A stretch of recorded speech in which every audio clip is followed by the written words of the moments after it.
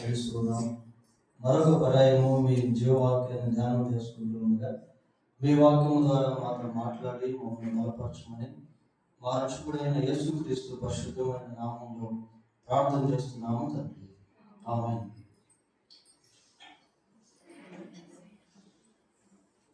Bible గ్రంథంలో నుండి యెషయా గ్రంథం 53వ అధ్యాయము మొదటి 2 వచనాలను చదువుకుందాం. యెషయా గ్రంథం 53వ అధ్యాయము మొదటి 2 వచనాలను చదువుకుందాం.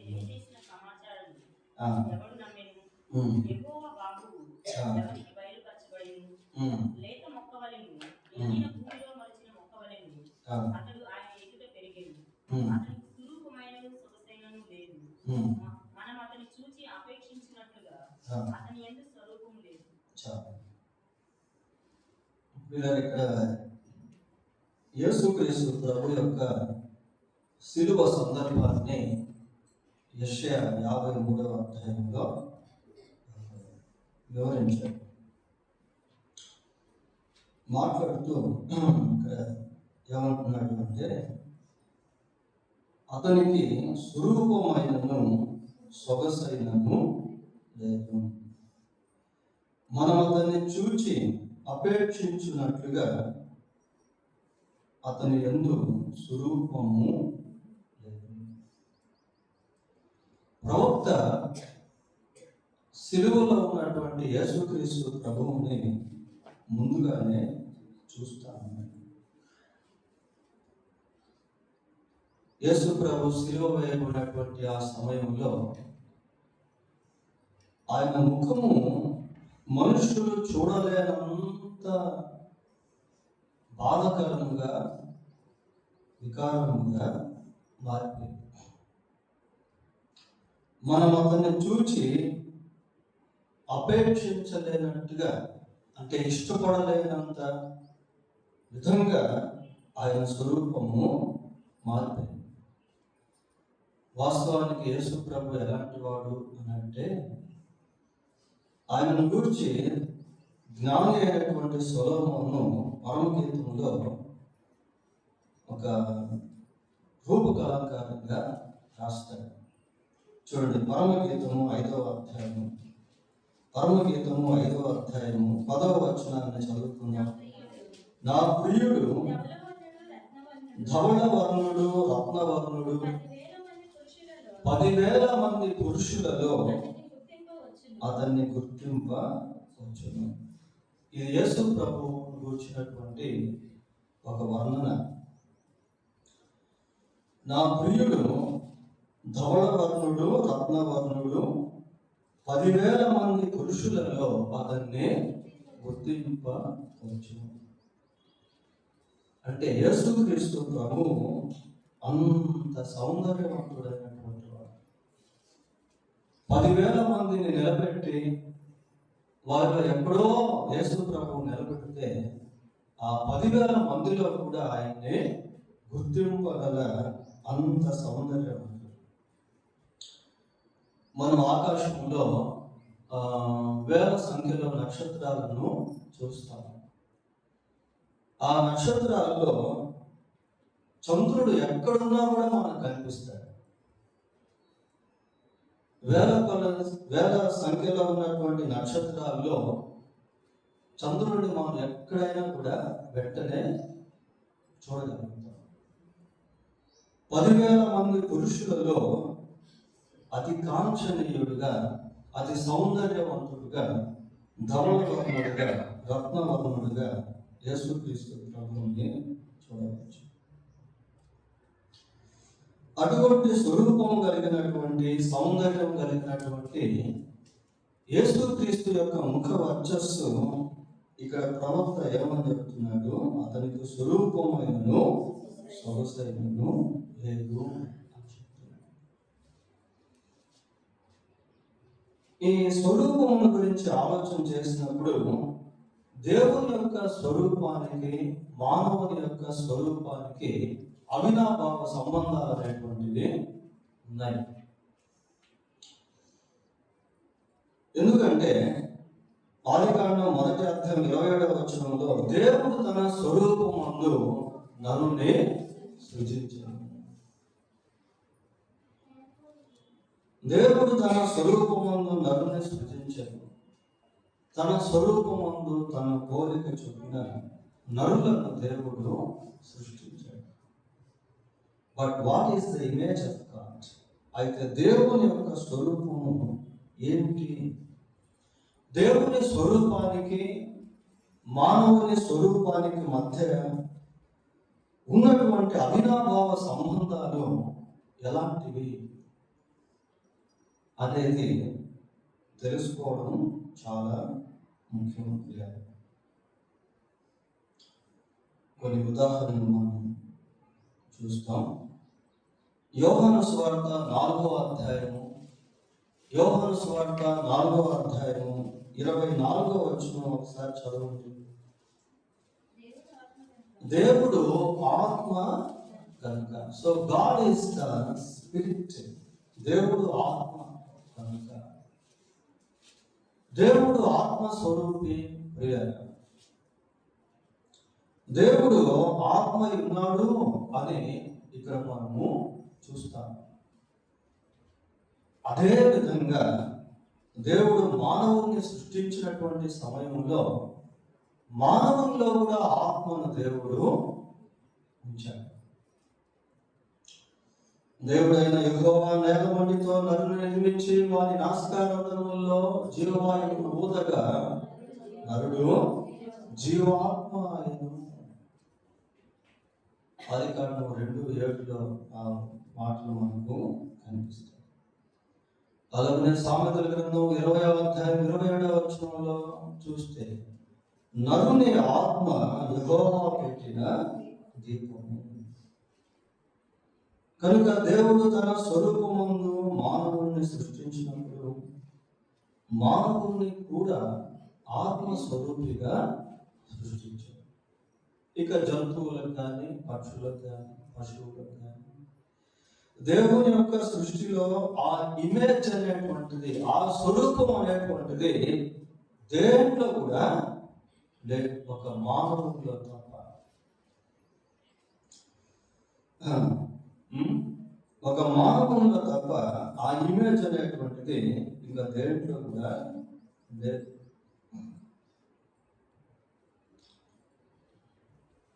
అలాగనే యోహాను సువార్త 17వ అధ్యాయము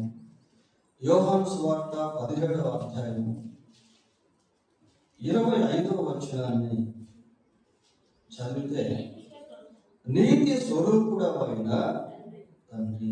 ఇక్కడ ఇంకొక స్వరూపమును గురించి చదువుకుంటా ఉన్నాం. నీతి స్వరూపుడవైన తండ్రి, నీతి స్వరూపుడవకు తండ్రి. అంటే దేవుడికి ఉన్నటువంటి స్వరూపం ఏది? ఇక్కడ నీతి స్వరూపం. దేవుడు నీతిమంతుడు. అంతేకాకుండా మరి యోహాను రాసిన మొదటి పత్రిక 4వ అధ్యాయం 8వ వచనాన్ని గమనించినప్పుడు దేవుడు ప్రేమా స్వరూపి. ఇక్కడ క్యారెక్టర్ వైజ్ గా మనము చూస్తాం. ఇందాక స్పిరిచువల్ గా అంటే ఆత్మ సంబంధమైనటువంటి విధానంలో దేవుడు ఆత్మ ఉన్నాడు అని, ఆయన సృష్టించినటువంటి మానవునిలో ఆత్మ ఉంది అని మనం చూడగలిగాం. ఇక్కడ God's character, the indication of God's character is image. దేవుని యొక్క గుణలక్షణాలు ఆయన స్వరూపాన్ని జ్ఞాపకం చేస్తా ఉన్నాయి. దేవునికి ఉన్నటువంటి ఆ ఇమేజ్, స్వరూపం ఏంటి అంటే ప్రేమ. దేవునికి ఉన్నటువంటి స్వరూపం ఏంటి అంటే నీతి, యథార్థత, సత్యము. ఇవన్నీ కూడా దైవిక సంబంధమైనటువంటి స్వరూపాలు. దేవుని స్వరూపంలో ఆయన గుణలక్షణాలు అనేటువంటివి కనబడతాయి. మరి దేవుడు తన స్వరూపమందు మనిషిని సృష్టించినప్పుడు మనిషిలో కూడా ఆ దైవిక సంబంధమైనటువంటి క్యారెక్టర్స్, గుణలక్షణాలు అనేవి పెట్టాడు. ప్రసంగి గ్రంథం 7వ అధ్యాయము 23వ వచనాన్ని చదువుకుందాం.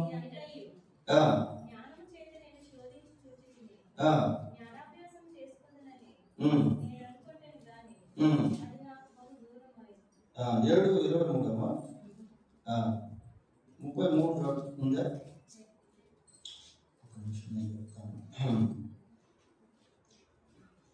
ప్రసంగి గ్రంథము 7వ అధ్యాయము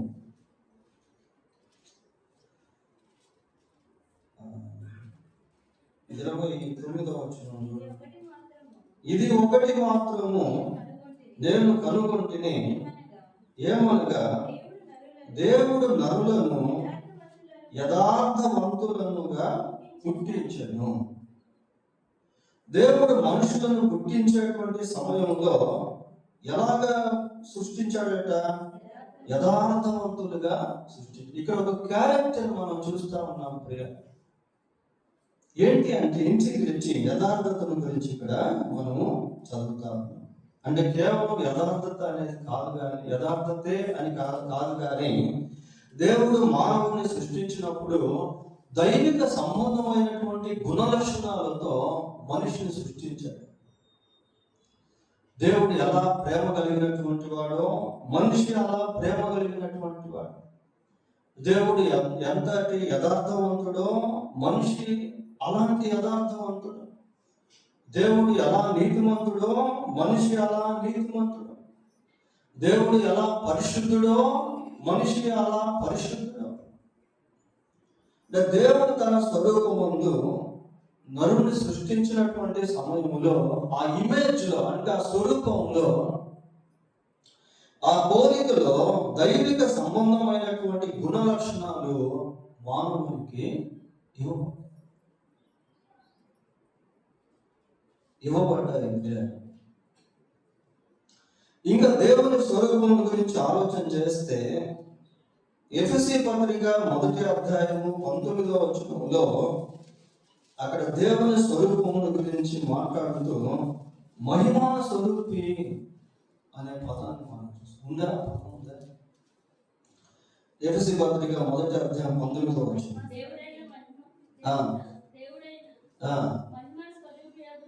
మహిమా స్వరూపియకు. ఇక్కడ స్వరూపంలో ఏం కనిపిస్తా ఉంది? మహిమ కనపడుతా ఉంది.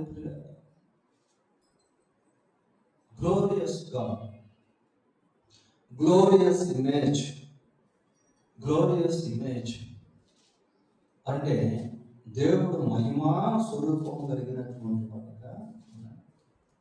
దేవుడు మానవుని సృష్టించినటువంటి సమయంలో మానవునికి కూడా దేవుడు మహిమను అనుగ్రహించాడు. మానవునికి కూడా దేవుడు మహిమను అనుగ్రహించాడు. 8వ కీర్తన 5వ వచనాన్ని చదువుకుందాం. 8వ కీర్తన 5వ వచనం.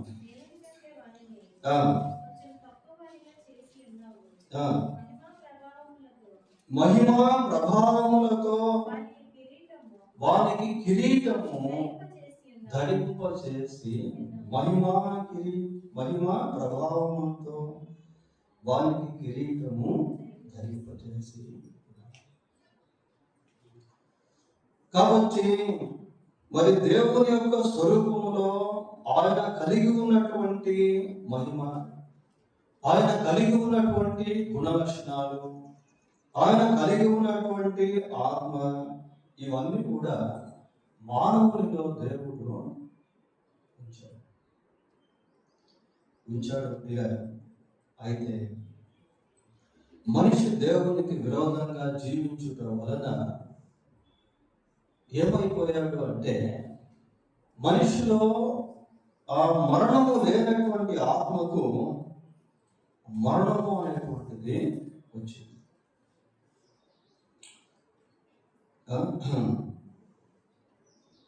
మనిషిలో దేవుని యొక్క గుణ లక్షణాలన్నీ కూడా స్పాయిల్ అయిపోయినాయి. దేవుడు గుణ లక్షణాలు పెట్టాడు కదా, ఆ క్యారెక్టర్స్ అవన్నీ కూడా స్పాయిల్ అయిపోయి చెడిపోయినాయి. అందుకే రోమపత్రిక 7వ మార్క్స్ వార్త 7వ అధ్యాయం 21వ చదివినప్పుడు అక్కడ రకరకాల పాపములకు సంబంధించినటువంటి జాబితా మనకు కనబడుతుంది. తరువాత మానవుడు దేవునికి విరోధంగా జీవించడం వలన మహిమను కోల్పోయాడు. బైబిల్లో మనం చూస్తాం, ఏ భేదము లేదు, అందరూ పాపము చేసి దేవుడు అనుగ్రహించే మహిమను పొందలేక పోతున్నారు. కాబట్టి దేవుని యొక్క గుణ లక్షణాలు మానవుల్లో అంతరించాయి. దేవుడు అనుగ్రహించినటువంటి మహిమను మనిషి కోల్పోయాడు. నిత్యత్వంలో ఉండాల్సినటువంటి ఆత్మ నిత్య నరకంలోనికి వెళ్ళిపోయేటువంటి పతనావస్థ స్థితిలోనికి వెళ్ళిపోయాడు. So God wanted to restore what man has lost. Because of that reason, Jesus had to come to the earth and crucified. మానవుడు పోగొట్టుకున్నటువంటి దాన్ని తిరిగి దయచేసేదానికి యేసుక్రీస్తు ఈ భూమి మీదకు వచ్చి శిలువ మరణము పొందాల్సి వచ్చేది. ఆ శిలువ మరణము పొందేటువంటి ప్రక్రియలో he lost his image, తన స్వరూపాన్ని. 10,000 మందిలో అతి సుందరుడిగా ఉన్నటువంటి యేసుక్రీస్తు ప్రభువు ఇక్కడ ఎలా కనిపిస్తా ఉన్నాడు? స్వరూపమైనను సొగసైనను. ఆ సౌందర్యం, ఆ సొగసు అనేటువంటిది ఎండిపోయినటువంటి మొక్కలాగా. ఈ యెషయా గ్రంథం 53వ అధ్యాయం మనం గమనించినప్పుడు ప్రభు ఎంతగా హింసించబడ్డాడో, బాధించబడ్డాడో మనకు కనబడుతుంది. మన అతిక్రమ క్రియలను వచ్చి గాయపరచబడేది, మన దోషములను బట్టి. మత్తయి సువార్త 26వ అధ్యాయం, మత్తయి రాసిన సువార్త 26వ అధ్యాయము 67-68 వచనాలు చూడండి. అప్పుడు వారు ఆయన ముఖము మీద ఉమ్మి వేసి, చూడండి, వారు అంటే ఎంతమంది ముఖం మీద ఉమ్మి వేశారో మనకు తెలియదు. ఉమ్మి మనం కింద ఊస్తేనే కొద్దిమందికి అభ్యంతరం. కొన్ని దేశాల్లో ఉమ్ము వేస్తే ఫైన్ వేస్తారు. సహజంగా ఎప్పుడు ఉమ్మి వేస్తాడు అంటే మనిషిని అసహించుకున్నటువంటి సమయంలో ఉమ్మి వేయటం అనేది జరుగుతుంది. కొన్నిసార్లు మనం దారిలో వెళ్తూ ఉన్నప్పుడు చెప్పు లేకుండా కాలుకి ఉమ్మి అంటితే అది మనకు చాలా అభ్యంతరంగా ఉంటుంది. అలా ఉమ్మి ముఖం మీద వేస్తే, ఊస్తే ఎంత బాధ చూడండి, ఎంత అవమానమో. మళ్ళీ ఒకసారి చదవండి. అప్పుడు వారు ఆయన ముఖము మీద భూమి వేసి, చూడండి, మరి ఎంతమంది ఆయన ముఖం మీద ఊసారో. మనము సింపుల్గా వాక్యాన్ని చదువుకుంటాం, కానీ ఆ వాక్యాన్ని ఆలోచిస్తూ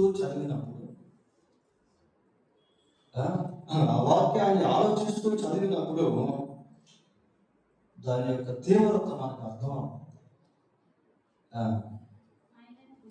ఆయనను బుద్ధిరి, అక్కడ అంతా ప్లూరల్లోనే రాశారు. ఎంతమంది ఆయన ముఖం మీద ఉమ్మి వేశారో, ఆయన గుద్దారో. కొందరు ఆయనను అరచేతులతో కొట్టి, క్రీస్తు నిన్ను కొట్టిన వాడెవడో ప్రవచింపుమనేది. చూడండి, ఇంకా ఈ 4 సువార్తల్లో యేసు ప్రభు యొక్క సిలువను గురించి మనం ఆలోచన చేసినప్పుడు, ఆయన సిలువ వేయబడక ముందు ఆయన హింసించినటువంటి విధానం, ఆయన కొరడాలతో కొట్టినటువంటి విధానము, ఆయన భుజములపై భారమైన సిలువను మోపినటువంటి విధానము, ఆ సిలువ వేయబడేటువంటి సమయంలో ఎన్నోసార్లు ప్రభువు ఆ భారభరితమైనటువంటి సిలువను మోయలేక పడిపోయిన విధానం,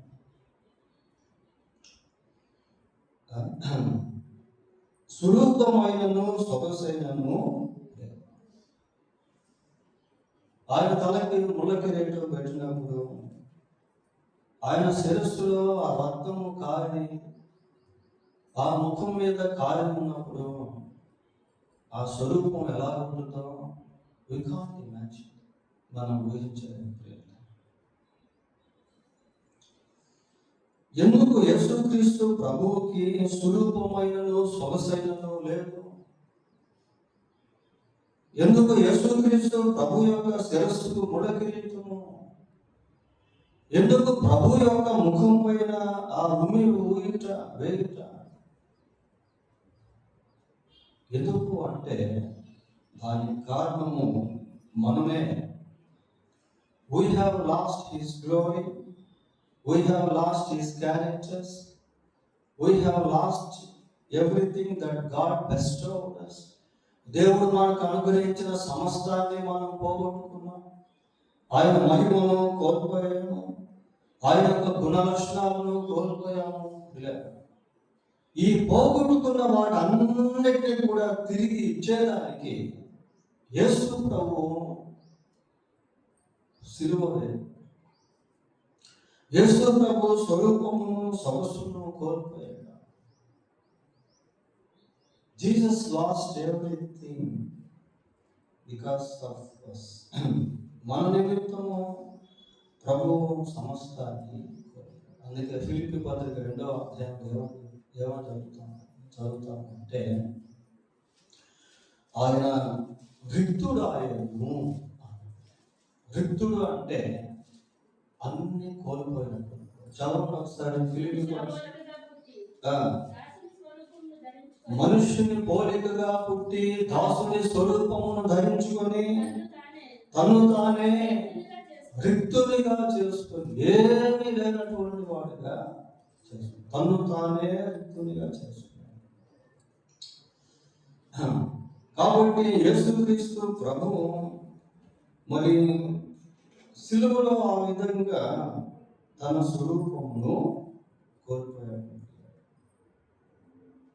The crucifixion of Christ brings the restoration to all human beings. యేసు ప్రభు యొక్క సిలువ లేక సిలువ మరణము మానవ జాతికి వారు కోల్పోయినటువంటి వాటన్నిటిని కూడా తిరిగి దయచేసి తిరిగి ఇవ్వబడ్డాయి. లేదా ఏం కోల్పోయాం, ఏం ఇవ్వబడ్డాయి అంటే చూడండి, యోహాను సువార్త 3వ అధ్యాయము 16వ వచనాన్ని, దేవుడు లోకమును ఎంతో ప్రేమించెను కాగా ఆయన తన అద్వితీయ కుమారునిగా పుట్టిన వాని యందు విశ్వాసముంచు ప్రతివాడు నశింపక నిత్య జీవం పొందినట్లు ఆయనను అనుగ్రహించాడు. ఇక్కడ నిత్య జీవముల గురించి ఆలోచిస్తారు. చదువుతా ఉన్నాం, నిత్య జీవముల గురించి చదువుతా ఉన్నాం. మనిషి దేవునికి విరోధంగా జీవించడం వలన ఈ నిత్య జీవము అనేటువంటిది పోగొట్టుకున్నాడు. ఈ నిత్య జీవము అనేటువంటిది దేవునికి సంబంధించినటువంటిది. అది గ్రీకులో అయోనియాస్ అని అంటారు. అది కేవలం దేవునికి సంబంధించినటువంటిది. దేవుడు దాన్ని మానవునికి ఇచ్చాడు. మనిషి పాపం చేసి దాన్ని పోగొట్టుకున్నాడు. నిత్య జీవానికి బదులు నిత్య మరణాన్ని సంపాదించుకున్నాడు. అయితే ఇక్కడ ఏమని చూస్తున్నాము అంటే, దేవుడు లోకమును ఎంతో ప్రేమించను కాక తన అద్వితీయ కుమారుని యందు విశ్వాసం ఉంచు ప్రతి వాడు నశింపక నిత్య జీవము పొందినట్లు. కనుక దేవుడు ఏం చేశాడు అంటే నిత్య జీవం అనేటువంటిది ఇచ్చాడు. అది ఆయన యొక్క క్యారెక్టర్, అది ఆయన యొక్క ఇమేజ్ లో ఒక భాగం. పిల్లరా, దేవుని స్వరూపంలో నిత్య జీవం అనేటువంటిది కూడా ఒక భాగము. స్వరూపం అంటే మనం ఫేస్ టు ఫేస్ అని కాదు, ముఖవర్చస్సు అనేది కాదు, లిటరల్ గా స్పిరిచువల్ గా మనం ఆలోచన చేయాలి. అక్షరానుసారముగా ఆత్మానుసారముగా మనము ఆలోచన చేయాలి. ఇక్కడ దేవుడు ఏం చేశాడు అంటే తన స్వరూపాన్ని కోల్పోయి సొగసైనను స్వరూపమైనను లేనివాడుగా మారి మానవునికి నిత్య జీవమును అనుగ్రహించాడు. So we have the eternal life what we have lost previously. గతంలో మనం పోగొట్టుకున్నటువంటి ఆ నిత్య జీవాన్ని దేవుడు మళ్ళీ మనిషికి అనుగ్రహించాడు. ఇందాక మహిమా స్వరూపీయకు తండ్రి అని మనము చూసాం. దేవుడు మానవునికి మహిమను అనుగ్రహించాడు. అయితే మనిషి ఆ మహిమను పోగొట్టుకున్నాడు. అందరూ పాపము చేసి దేవుడు అనుగ్రహించి మహిమను ఆ పోగొట్టుకున్నటువంటి మహిమను తిరిగి మళ్ళీ మనిషికి అనుగ్రహించేదానికి యేసుక్రీస్తు ప్రభు సిలువ వేయబడ్డాడు. యేసుక్రీస్తు ప్రభు సిలువ వేయబడ్డాడు. ఆయన సిలువ మరణము ద్వారా మనిషికి మళ్ళీ మహిమ అనేటువంటిది అనుగ్రహించబడింది. చూడండి, దశలోనికైకి రాసిన రెండవ పత్రిక 2వ అధ్యాయము 14వ వచనాన్ని, మీరు ఇలాగున రక్షింపబడి మన ప్రభువైన యేసు క్రీస్తు యొక్క మహిమను పొందవలననే ఆయన మా సువార్త వలన మిమ్మల్ని పిలిచి. దేవుని యొక్క మహిమ, దేవుని యొక్క మహిమను మళ్ళీ మానవునికి దేవుడు తన శిలువ మరణము ద్వారా అనుగ్రహించాడు. రేపు ప్రభు వచ్చినప్పుడు మహిమ దేహాలు అనేటువంటివి మనకి ఇవ్వబడతాయి. ప్రభువునందు ఎవరైనా నిద్రిస్తే వాళ్ళని గురించి ఏమంటారంటే he promoted into glory of God, మహిమ ప్రవేశము అని రాస్తారు. మహిమను దేవుడు తన శిలువ మరణము ద్వారా మనిషికి మళ్ళీ అనుగ్రహించాడు. ఆ స్వరూపం అనేటువంటిది మళ్ళీ ఇవ్వబడింది. చెదిరిపోయినటువంటి ఆ స్వారూప్యాన్ని దేవుడు మళ్ళీ మానవునికి అనుగ్రహించాడు. కొన్ని గుణ లక్షణాలు ఇందాక మనం చెబుతున్నాం. ఆయన నీతి స్వరూపుడు అని, ఆయన ప్రేమ స్వరూపి అని, ఆయన యొక్క గుణలక్షణాలను గురించి మనం చెప్తున్నాము. ఆ క్యారెక్టర్స్ అనేటువంటివి దేవుని యొక్క స్వరూపాన్ని జ్ఞాపకం చేస్తా ఉన్నాయి. యేసయ్య అన్నాడు, చూడండి, యోహాను సువార్త 13వ అధ్యాయము 34వ వచనం చదవండి.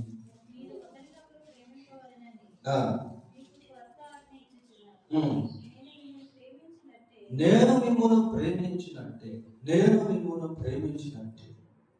అంటే దేవుడు ఎలాగైతే మనిషిని ప్రేమించాడో అదే ప్రేమను దేవుడు వారికి ఆజ్ఞాపిస్తున్నాడు. నేను మిమ్మల్ని ప్రేమించినట్టే మీరును ఒకరినొకరు ప్రేమించాలి. ఆ ప్రేమ అనేది దేవుని స్వరూపంలో ఒక భాగం. దేవుని యొక్క గుణ లక్షణాల్లో ఒకటి ప్రేమ. నేను మిమ్మల్ని ప్రేమించినట్టే అంటే ఆ ప్రేమ అనేటువంటిది ట్రాన్స్ఫర్ అవుతా ఉంది. ఒక వ్యక్తి యేసు ప్రభువును నమ్ముకుంటే ఆ వ్యక్తి సాటి మనిషిని ప్రేమించే వ్యక్తిగా మారుతాడు. అంతకుముందు దొంగే, అంతకుముందు నరహంతకుడే, అంతకుముందు దోచుకునేవాడిగా ఉండవచ్చు. కానీ మారు మనసు పొందిన తర్వాత మళ్ళీ ఆ వ్యక్తి దొంగలాగా ఉండడం, దోచుకునేటువంటి వాడిగా ఉండడం, సాటి మనిషిని ప్రేమించేటువంటి వాడిగా మారుతాడు. ఎందుకంటే ఆ స్వరూపంలో ఉన్నటువంటి పవర్ అలాంటిది. దేవుని యొక్క స్వరూపంలో ఉన్నటువంటి లక్షణం అలాంటిది. ఫర్ ఎగ్జాంపుల్ సౌలు గురించి మనం ఆలోచన చేస్తే, సౌలు ఎంతో కిరాతకంగా జీవించినటువంటి వ్యక్తి. నేను దూషకుడను, హింసకుడను, హానికరుడను అని చెప్పుకున్నటువంటి వ్యక్తి మారు మనసు పొందిన తర్వాత మళ్ళీ ఎప్పుడు సౌలుగా జీవించలేదు, కానీ పౌలుగానే జీవించాడు. మళ్ళీ హానికరుడిగా జీవించలేదు, మళ్ళీ హింసకుడిగా జీవించలేదు. ప్రియులారా,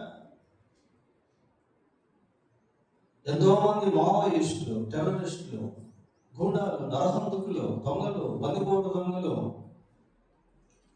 తాగుబోతులు, విచ్చలవిడిగా జీవించేటువంటి వాళ్ళు ప్రభువు నమ్ముకున్న తర్వాత వారి గుణలక్షణాలన్నీ కూడా మారిపోయినాయి.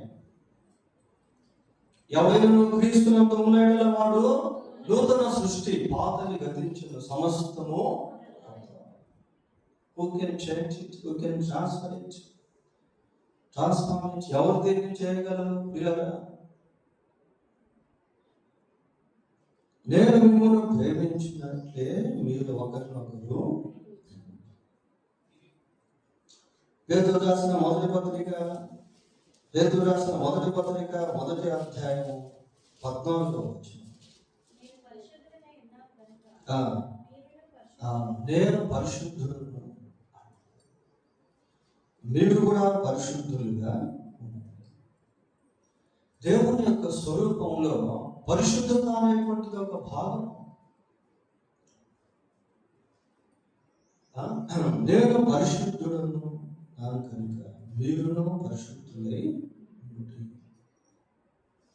చదవండి. కాగా మీరు విధేయులకు పిల్లలై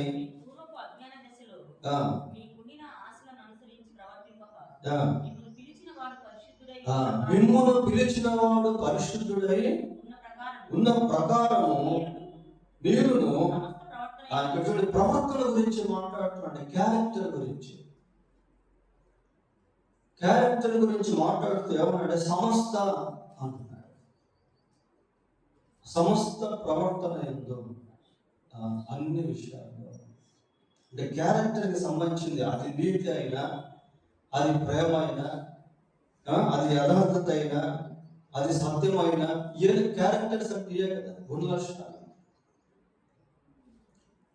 ప్రవర్తన అనేటువంటి దాంట్లో సమస్తాన్ని పెట్టడం వల్ల అన్ని దాంట్లో కలిసిపోయినాయి. పిల్లలు సమస్త ప్రవర్తన యందు పరిశుద్ధులై.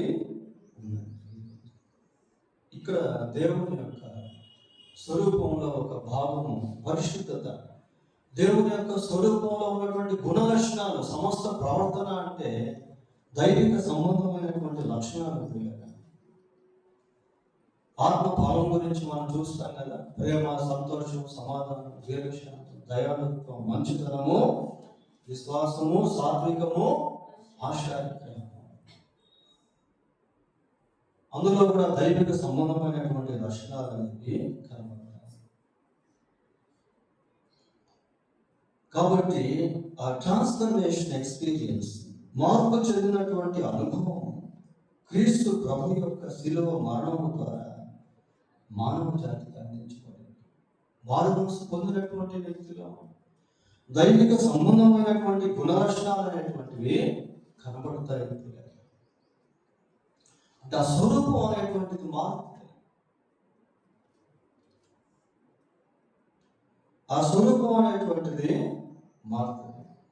మహిమ తిరిగి ఇవ్వబడింది, నిత్య జీవము తిరిగి ఇవ్వబడింది. దైవిక సంబంధమైనటువంటి గుణ లక్షణాలు మానవునికి తిరిగి ఇవ్వబడ్డాయి.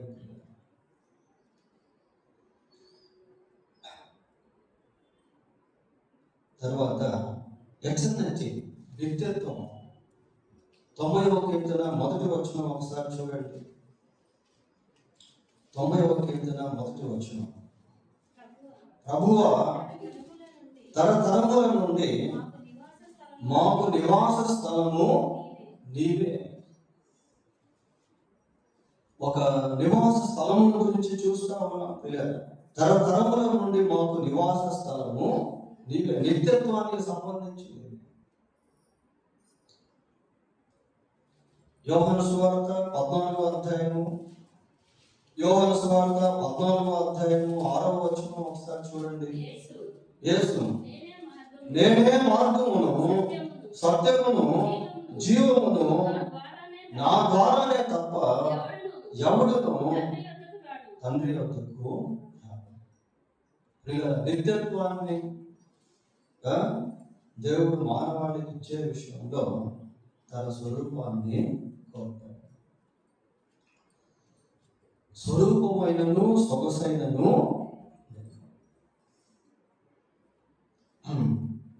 స్వరూపమైనను సొగసైనను లేనటువంటి వాడిగా ప్రభువు మారాడు. ఇప్పుడు యేసుక్రీస్తునందు ఎవరైతే విశ్వాసం ఉంచుతారో, యేసుక్రీస్తు ప్రభు యొక్క రక్తంలో ఎవరైతే కడగబడతారో, వాళ్ళలో ఆ దైవిక సంబంధమైనటువంటి స్వరూపం అనేది చోటు చేసుకుంటారు. కొరింథీయులకు రాసిన మొదటి పత్రిక 6వ అధ్యాయము, కొరింథీయులకు రాసిన మొదటి పత్రిక 6వ అధ్యాయము 9వ వచనం 10వ వచనం చూపించారు. అన్యాయస్తులు దేవుని రాజ్యమునకు వారసుడు కానేరని నీకు తెలియదు. ఇక్కడ ఒక టైటిల్ మనం చూస్తా ఉన్నాం. ఎవరట? అన్యాయస్తులు. అన్యాయస్తులు. ఇందాక మనం కొన్ని పేర్లు చూసాము. ప్రేమ స్వరూపి, దాంట్లో ప్రేమ అనేది కనబడుతుంది. ఇక్కడ అన్యాయస్తులు అనే దగ్గర ఇది ఒక టైటిల్, ఒక పేరు. ఇక్కడ అన్యాయస్తులు అంటే అన్యాయం అనేటువంటి దుర్గుణము ఒకటి కనిపిస్తాం. మోసపోకుడి. చూడండి, ఇక్కడ ఒక లిస్టు మనం చదువుతా ఉన్నాం. పేర్లు: జారులైనను, విగ్రహారాధికులైనను, వ్యభిచారులైనను, ఆడని తనము గలవారైనను, పురుష సంయోగులైనను,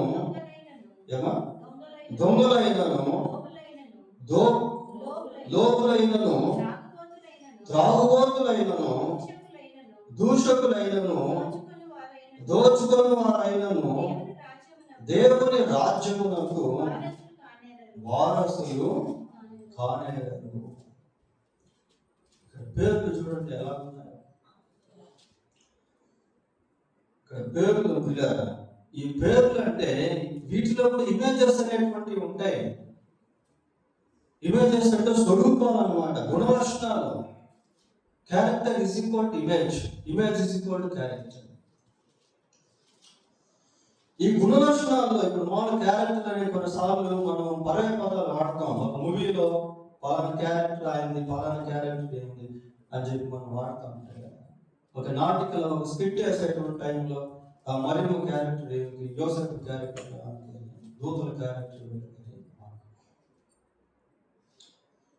ఇక్కడ చదువుకున్నటువంటి వాక్య భాగంలో కనిపిస్తున్నటువంటి దుర్గుణాలు ఆ క్యారెక్టర్ని సూచిస్తారు, ఇమేజెస్ని సూచిస్తూ ఉన్నాయి. అలా చెప్తూ 11వ వచనానికి వచ్చేసరికి ఏమంటున్నాడు? మీలో కొందరు అట్టివారై ఉండిరి. అంటే ఫ్లాష్ బ్యాక్ మాట్లాడుతున్నాడు, పూర్వం గురించి మాట్లాడుతున్నాడు. మీరు ఒకప్పుడు ఇలాంటి స్థితిలో ఉండేవాళ్ళు, ఇప్పుడు ఈ విధంగా మారారు, ఇప్పుడు ఈ విధంగా కడగబడ్డారు. కారణం ఏంటి అంటే యేసు ప్రభు యొక్క శిలువ మరణంలో ఉన్నటువంటి శక్తి అలాంటిది.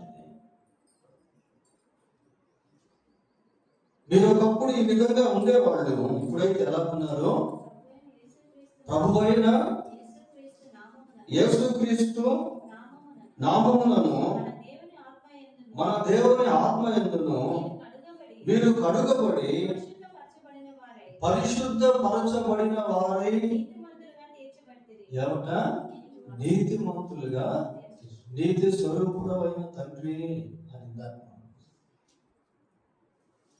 ఆ స్వరూపం మారిపోయింది. ఆ స్వరూపం మారిపోయింది. ఎఫెసీ పత్రిక 5వ అధ్యాయం 8వ వచనం కూడా చూడండి. ఎఫెసీ పత్రిక 5:8. మీరు చూడండి, పూర్వమందు చీకటి అయి ఉంటుంది, ఇప్పుడైతే ప్రభువునందు వెలుగై ఉన్నారు. ఆ రెస్టోరేషన్ అనేది మనం చూస్తాం. పూర్వం మీరు చీకటిగా ఉండేవాళ్ళు, ఇప్పుడైతే ప్రభువునందు వెలుగై ఉన్నారు. ఈ వెలుగుగా మారేదానికి దేవుడు యేసుక్రీస్తు ప్రభు ఆయన స్వరూపాన్ని కోల్పోయాడు. మనుషులు చూడగలిగినటువంటి విధంగా ఆయన ముఖవర్చస్సు మాట్లాడు. ఇప్పుడు మనకున్నటువంటి ఇమేజెస్ చాలా అద్భుతమైనటువంటివి. పేతురు రాసిన మొదటి పత్రిక 2వ అధ్యాయము 9వ వచనం ఒకసారి చూడండి.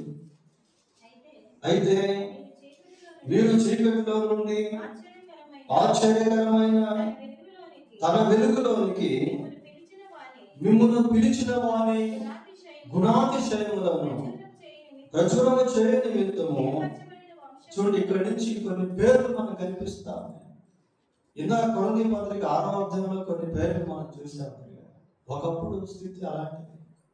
ఇప్పుడైతే ఏర్పరచబడిన వంశమును, రాజులైన యాజక సమూహమును, పరిశుద్ధ జనమును, దేవుని సొత్తైన ప్రజలై ఉన్నారు.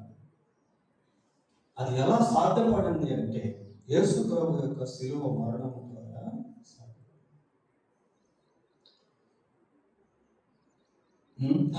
క్రీస్తు ప్రభువునందు విశ్వాసం ఉంచినటువంటి వారు వధువు సంఘముగా పిలువబడతారు. వధువు సంఘానికి ఇవ్వబడినటువంటి ఆ వర్ణన చాలా శ్రేష్టమైనటువంటిది. పిల్లలు ఇందాక పరమగీతంలో మనం చూసాం. 10,000 మందిలో అది సుందరం. అదే పరమగీతంలో సంఘమును గురించి కూడా రాయబడింది. సంఘమును గురించినటువంటి వర్ణన కూడా ఇవ్వబడింది.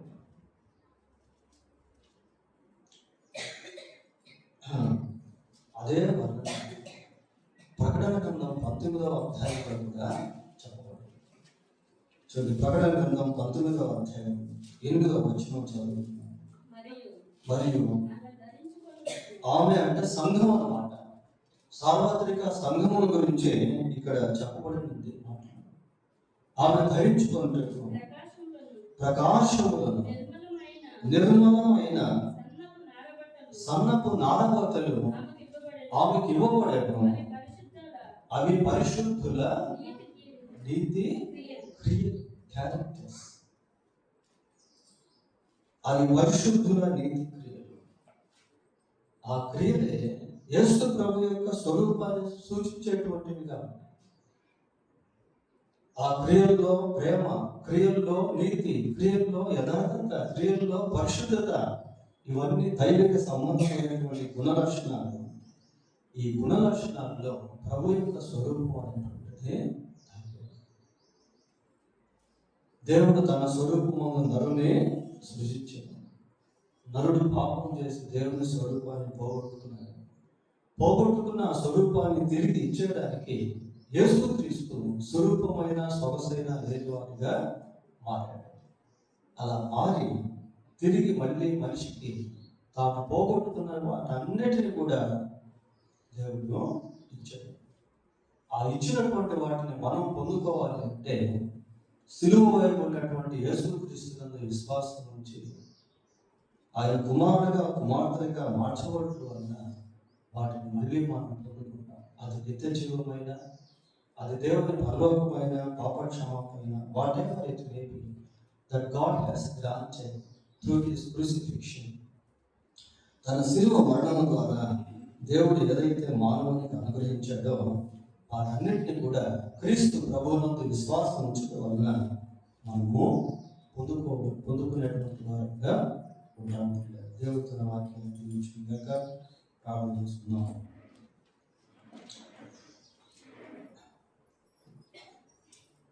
పరిశుద్ధుడైన మా దేవానికి వందనాలు స్తోత్రాలు చెల్లిస్తున్నాం. స్వరూపమైనను సొగసైనను వేరేవాడుగాను మనుషులు చూడనోళ్ళని ఆడవగాను సిలువలో మీరు మారారు.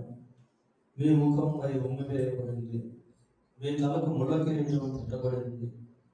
ప్రభువా, మీరెంతో దీనుడుగా దాసుడుగా మారేవాడినైనా మేము కోల్పోయినటువంటి వాటిని తిరిగి మాకు ఇచ్చేదానికి మీరు ఆ రీతిగా సిలువ మరణం పొందినందుకు మీకు స్తోత్రాలు చెల్లిస్తూ ఉన్నాం.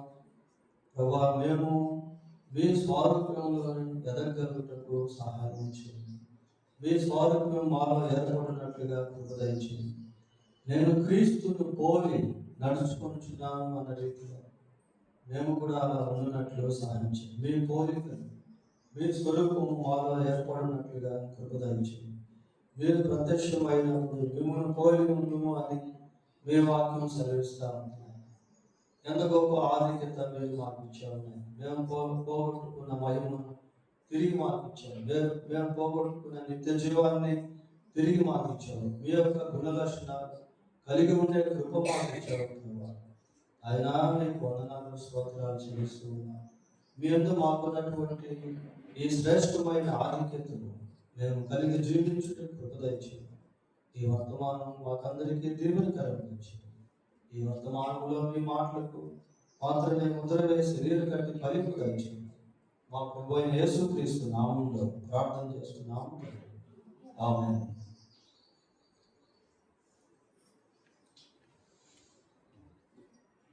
ఈరోజు మనం ప్రభు కలిగి ఉన్నాం. మొదటి సంబంధించిన విషయాలు జ్ఞాపకం చేసుకున్నాం. కొందరికి రాసిన మొదటి పత్రిక